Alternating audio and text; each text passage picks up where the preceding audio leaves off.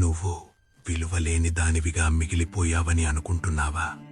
చీకటిలో కలిసిపోయిన వెండి నాణెంలా నిన్ను నువ్వు భావిస్తున్నావా?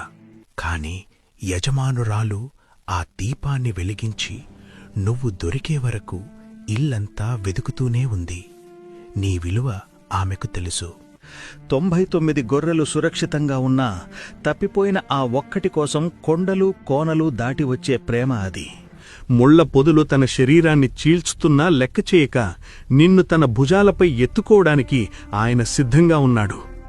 లోకం నిన్ను రాళ్లతో కొట్టి చంపాలని చూస్తుంటే నేను కూడా నీకు తీర్పు తీర్చను అని ప్రాణభిక్ష పెట్టిన క్షమ ఆయనది. చివరి శ్వాసలో ఉన్న దొంగకు కూడా పరలోకపు తలుపులు తెరిచిన మహోన్నతమైన ప్రేమ ఇది.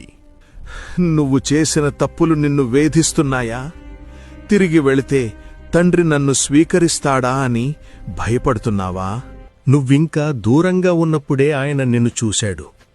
గౌరవాన్ని వదులుకుని నీ వైపు పరిగెత్తుకుంటూ వస్తున్నాడు. ఆయన నిన్ను ప్రశ్నించలేదు, పాత తప్పులను గుర్తుచేయలేదు. తన కౌగిలిలో నిన్ను దాచుకున్నాడు.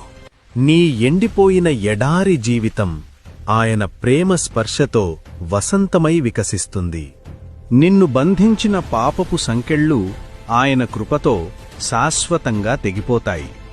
రాజులకు రాజైన ఆయన నీ పాదాలు కడిగి నిన్ను పవిత్రం చేసే సేవకుడయ్యాడు. మరణపు ముల్లును విరిచి సమాధిని జయించిన ఆ శక్తి నిన్ను బ్రతికించడానికి సిద్ధంగా ఉంది. చీకటి వెళ్ళిపోయింది. నీ జీవితంలో క్రొత్త ఉదయం ఉదయించింది. ఆయన నీ గమ్యాన్ని మార్చాడు.